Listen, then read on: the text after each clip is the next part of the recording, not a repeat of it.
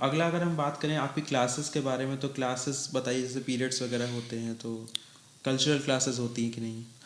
हाँ, तो जैसे अभी जैसे फाउंडेशन कोर्स की बात करें तो फाउंडेशन कोर्स काफ़ी हैपनिंग होता है। उसमें क्लासेस भी कई सारी होती हैं और कल्चरल एक्टिविटीज़ भी कई सारी होती हैं। तो जैसे क्लासेस नॉर्मली 5 से 6 क्लासेस होती हैं, डिपेंडिंग अपॉन कि या तो 1 घंटे की क्लास होगी या 50 मिनट की क्लास होगी। बीच में टी ब्रेक्स वगैरह होते रहते हैं और फिर लंच ब्रेक वगैरह होता है। तो इस तरीके से 5 से 6 क्लासेस होती हैं और हफ्ते में 5 दिन क्लासेस होती हैं। और उसके बाद फिर जैसे फाउंडेशन कोर्स में ऐसा होता था कि हर वीकेंड पे ट्रैक ऑर्गेनाइज होता था।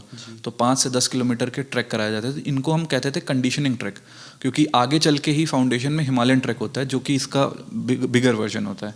तो हमें उसके लिए तैयार करने के लिए हर वीकेंड पे ट्रैक्स कराए जाते थे आसपास की जगहों पे। तो जैसे लाल टिब्बा हो गया या फिर वहाँ पे केम्प्टी फॉल्स वगैरह हैं, तो उनके छोटे छोटे ट्रैक्स हमें ऑर्गेनाइज कराते थे।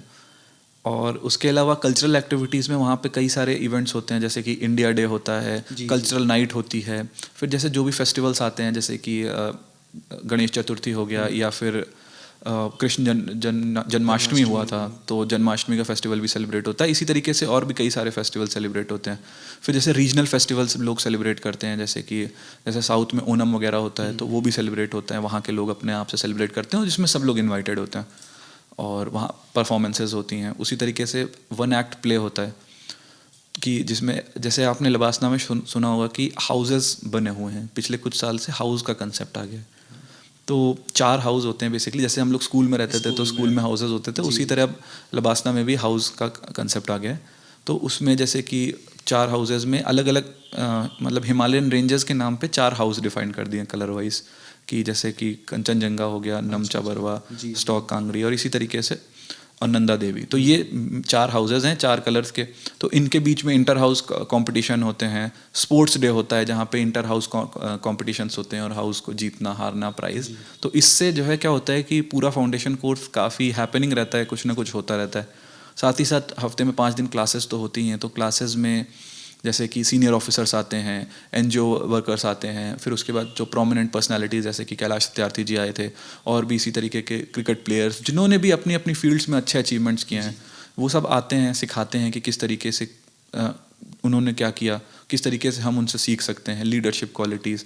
तो इस तरीके से क्लासेस और ये पूरा चलता है। अगला सर हम आपसे जानना चाहेंगे कि जैसा आपने बताया कि स्पेशल एक्टिविटीज़ वगैरह होती हैं, तो आपकी स्पेशल एक्टिविटी कौन सी थी जिसमें आप प्रतिभा करते, जैसे डांसिंग हो गया, सिंगिंग हो गया?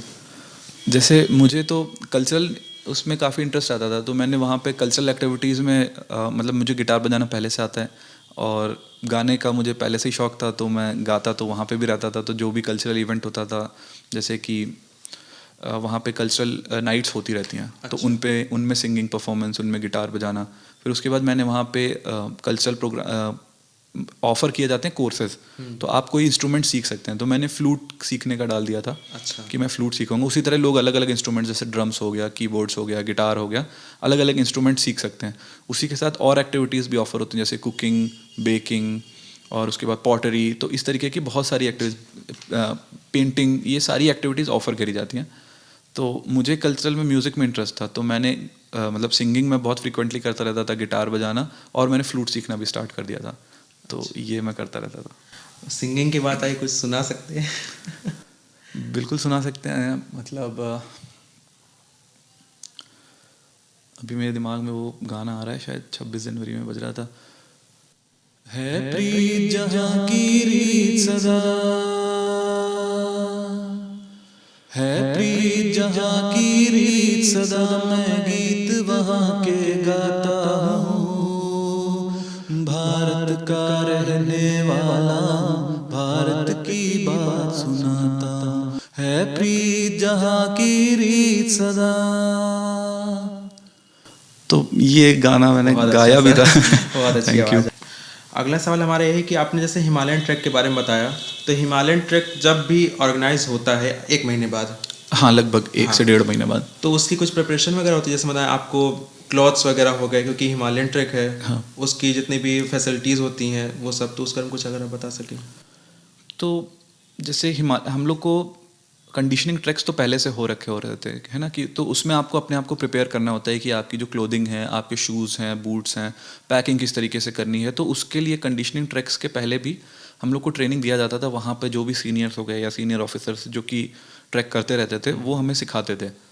और उसके बाद हिमालयन ट्रैक के पहले जो है, जो ऐसे एडवांस ट्रैकिंग ग्रुप्स होते हैं उनसे एक्सपर्ट्स को बुलाया जाता था। तो वो एक्सपर्ट्स हमें सिखाते थे कि किस तरीके से आपको अपने कपड़े को पैक करना है, किस तरीके से वार्म क्लोथ्स क्या क्या लेके जाने हैं, क्या क्या नहीं लेके जाने हैं, अंडरगारमेंट किस तरीके से, मतलब ये पूरा, क्योंकि ये सारी चीज़, हाँ, क्योंकि ये सारी चीज़ ट्रैक पे बहुत मैटर करती हैं। कितना लोड आप कैरी कर रहे हैं, पानी कितना होना चाहिए, खाने को कैसे लेके जाएं, क्योंकि हम लोग नॉर्मली जब घूमने जाते हैं तो इतना ध्यान नहीं रखते हैं, लेकिन वहाँ पे जैसे एंटी लीच सॉक्स आपको लेके जाने के, कई बार लीचेस लग जाती हैं आपके पैर में, आप जंगल में चल रहे हैं और लीचेस आपके पैर में चिपक गई, तो कैसे उनसे डील किया जाए।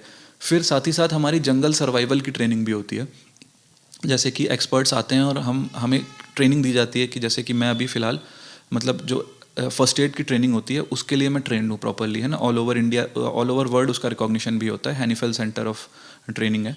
तो उसके लिए हम सभी को ट्रेन किया जाता है कि इमीडिएटली कोई सर्वाइवल सिचुएशन आ जाए, फर्स्ट एड सिचुएशन जिसमें कि CPR हो गया और बेसिक इसी तरीके की सर्वाइवल ट्रेनिंग, तो ये सारी भी दी जाती है अब हम लोग को भारत दर्शन में जाने, ये हिमालयन ट्रैक पे जाने से पहले, जिससे कि आप वहाँ की सिचुएशंस को हैंडल कर सकें, और वो काफ़ी एसेंशियल भी साबित होती हैं। और जैसे हिमालयन ट्रैक भी खैर अपने आप में एक बहुत अच्छा एक्सपीरियंस होता है, तो मतलब उसमें भी बहुत आपको सारी कैसा लगा था जब आप हिमालय पे पहुँचे थे? देखो, ऐसा होता है कि हिमालयन ट्रैक में बहुत सारी रेंजेस होती हैं और बहुत सारी रूट्स होते हैं जहाँ पे ग्रुप्स जाते हैं, ठीक है। तो जैसे मेरा रूट था, वो था मेरा चोपटा, टुंगनाथ, फिर चंद्रशिला और उसके बाद रुद्रनाथ और फिर वापस।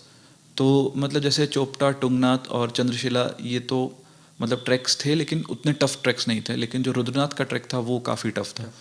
तो पहली चीज़ तो ऐसा होता है कि ठंड बहुत ज़्यादा होती है, आपको उस हिसाब से प्रिपरेशन अपनी करके रखनी होती है। फिर पूरी आपके साथ में आपकी टीम के साथ में कई सारे ट्रेंड लोगों को भी भेजती है, जैसे कि ITBP के सर्विस वाले लोग हो गए, और उसी तरीके से कि जो एक्सपर्ट्स होते हैं ट्रैकिंग में, वो भी आपके साथ 2-3-4 लोग की टीम होती है। लेकिन आपके ग्रुप में भी आपके ग्रुप लीडर्स होते हैं, एडिशनल ग्रुप लीडर्स होते हैं, जो कि वो सारी चीज़ें मैनेज कर रहे होते हैं। तो उस वहाँ पे फिर सिचुएशन टफ भी आती हैं कि आपको बहुत लंबा वॉक्स करना है। जैसे कि मुझे याद है एक बार ऐसा हुआ था कि हमें एक दिन में 27 किलोमीटर पूरा सामान के साथ नीचे उतरना पड़ा था। तो वो काफ़ी एक्साइटिंग भी रहता है, काफ़ी थकाने वाला भी रहता है, बहुत ही लर्निंग एक्सपीरियंस भी रहता है, क्योंकि आप अपनी लिमिट्स को पुश करते हैं। मतलब आपको लगता है कि शायद मैं इतना नहीं कर पाऊंगा। मैंने आज तक कभी प्लेन पे 27 किलोमीटर नहीं चला होगा, मतलब प्लेन सड़क पे 27 किलोमीटर चलना, और वहाँ पे पहाड़ उतर रहे हैं आप, और 27 किलोमीटर आप पहाड़ पूरा उतरते चले जा रहे हैं विद पूरा बैग आपके लोड के साथ। तो मतलब ऐसा होता है कि जहाँ पे आपको प्रॉब्लम होती है वहाँ पे एक्सपर्ट्स रहते हैं जो आपको हेल्प करेंगे, आपका लोड कैरी कर देंगे, और तो इस तरीके से। लेकिन आपको बेसिक सर्वाइवल ट्रेनिंग खुद ही करनी है वहाँ पे, किस तरीके से कैंप करना है, कैंप में रहना है, और तो ये काफ़ी एक्साइटिंग एक्सपीरियंस रहता है कि पानी किस तरीके से मैनेज होगा, खाना किस तरीके से मैनेज होगा, वॉशरूम कैसे मैनेज होंगे, क्योंकि हम इन सब चीज़ों को फॉर ग्रांटेड लेते हैं, लेकिन जब हम उतना ऊपर हाइट पर रहते हैं तो ये सारी चीज़ें बहुत ही मुश्किल से मिल पाती हैं। तो चाहे वो स्ट्रीम्स जो बह रही हैं उनसे पानी पीने से लेके, तो ये सारे एक्सपीरियंसेस, उनको उबाल के पानी पीना, खाना खाना, ये सारी चीज़ें, इन सब चीज़ों से होता क्या है कि एक टीम बिल्ड होती है, एक टीम वर्क की भावना आती है, लोग आपस में एक दूसरे के साथ कोऑर्डिनेट करना सीखते हैं, और किस तरीके से अपने आप को मैनेज करना है इन सिचुएशंस में। जो मेंटल ब्लॉकेड आ जाता है ना कई बार कि ये मैं नहीं कर पाऊंगा, लेकिन आपको धीरे धीरे समझ में आता है कि आपने सोच लिया तो आप कर ले जाओगे।